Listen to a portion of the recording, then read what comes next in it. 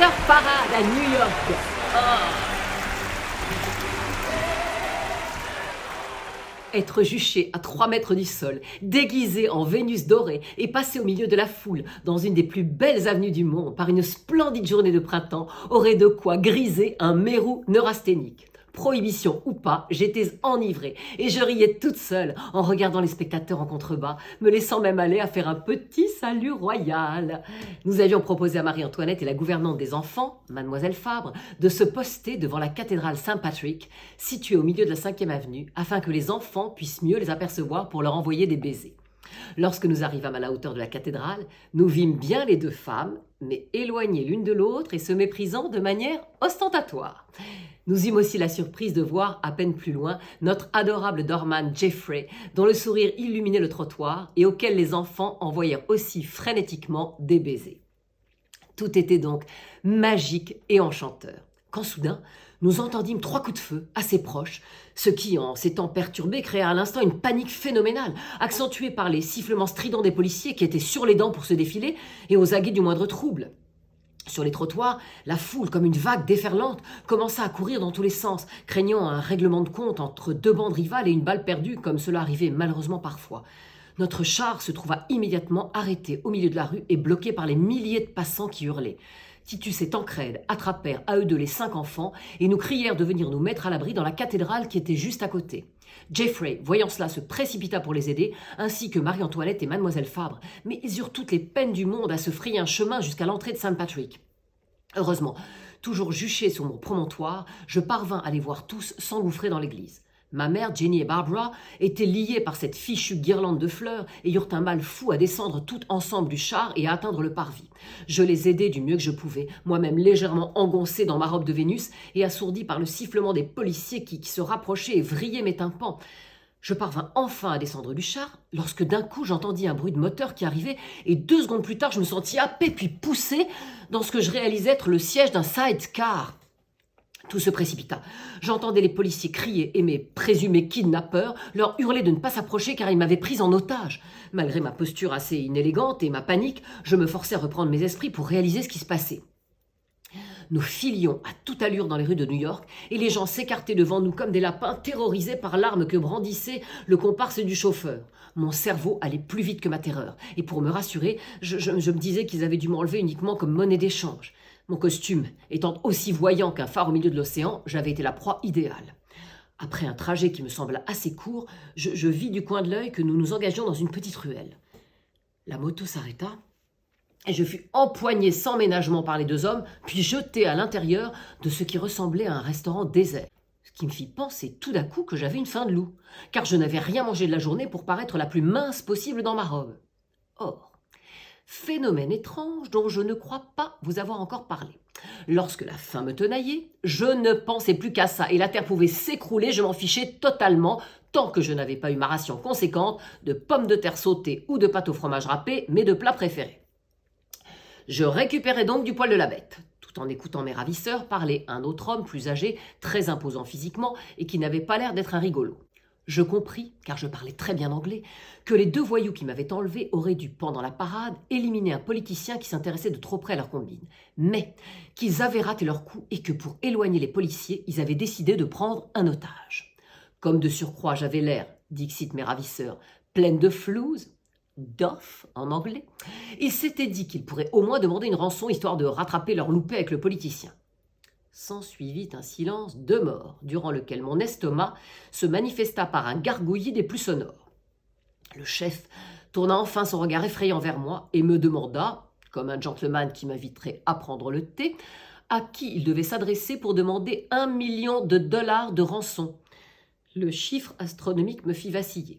Toutefois, comme je le disais précédemment, quand j'avais faim, rien, même un tueur sanguinaire, ne pouvait me faire peur.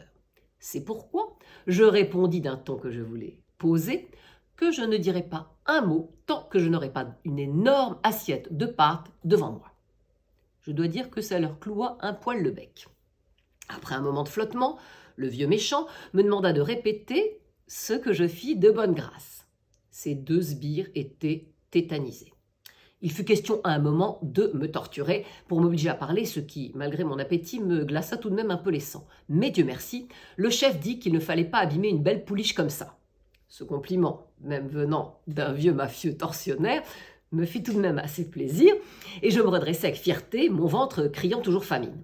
Il y eut un petit conciliabule, puis l'un des hommes de main partit vers ce qui était potentiellement la cuisine.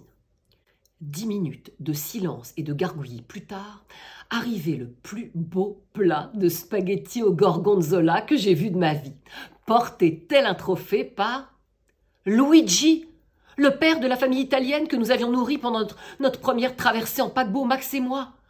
Après un moment de stupeur, nous nous tombâmes dans les bras, je demandai des nouvelles de la famille, comment il allait, et puis je lui racontai pour Max. Et là, il se mit à pleurer devant les 3 hommes, totalement dépassé par les événements depuis 5 minutes. N'y tenant plus et foin de la sentimentalité italienne, je m'attablai et me mis à engloutir mes pâtes en ponctuant mon festin par de petits gémissements de plaisir, pendant que les 3 gangsters et Luigi, qui à mon avis n'était sans doute pas un saint non plus, palabraient à n'en plus finir. Après que le ton soit monté à plusieurs reprises et que Luigi ait fait claquer son torchon 2 ou 3 fois, il me sembla qu'ils étaient enfin parvenus à un accord. Comme je venais de terminer ma dernière bouchée et que j'étais parfaitement repu, j'attendais sagement leur verdict, tout en étant gagné par une douce somnolence. Luigi vint me voir enfin et me dit que finalement, il n'y aurait aucune rançon demandée, car je faisais un peu partie de la famille. Ah, d'accord. Mais il me fit jurer de ne rien dire de cet endroit et de leur organisation. Je donnai ma parole, et il savait que je ne les trahirais pas, préférant bêtement mais sûrement avoir la vie sauve plutôt qu'une conscience pure.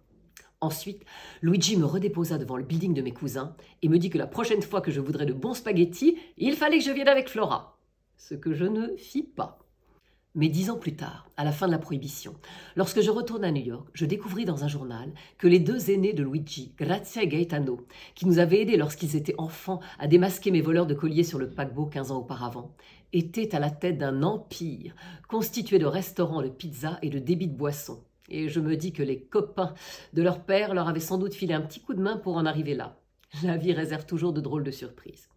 Lorsque Jeffrey me vit franchir les portes de l'immeuble, il me sauta au cou en me disant qu'il avait eu tellement peur de ne plus me revoir avec des gens pareils et que Marie-Antoinette était dans un état épouvantable. Je notai au passage qu'il avait l'air de savoir beaucoup de choses sur les états d'âme de notre Marie-Antoinette. Arrivé à l'appartement, je fus englouti à la fois par Flora, ma mère, la bande des 4, mes cousins, leurs femmes et Marie-Antoinette.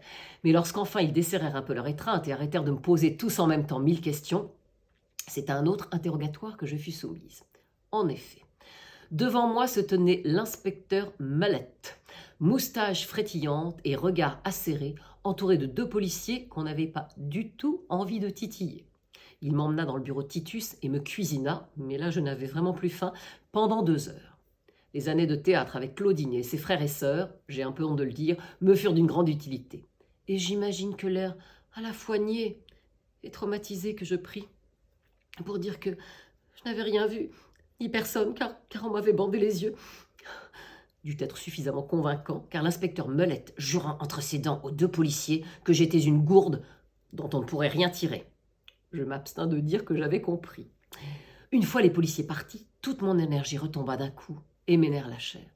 Je m'effondrai en larmes, réalisant a posteriori ce que j'avais risqué et imaginant ce qui serait advenu de ma pauvre petite Flora si elle avait été doublement orpheline.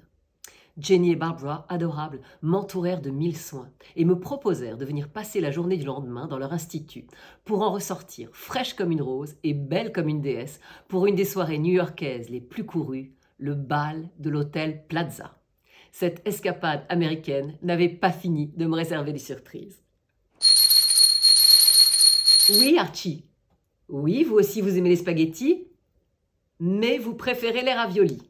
Ben écoutez, je ne suis pas certaine que cela intéresse beaucoup de nos amis, mais enfin, bon, je file me mettre en cuisine et je vous dis à très vite pour la suite de mes aventures.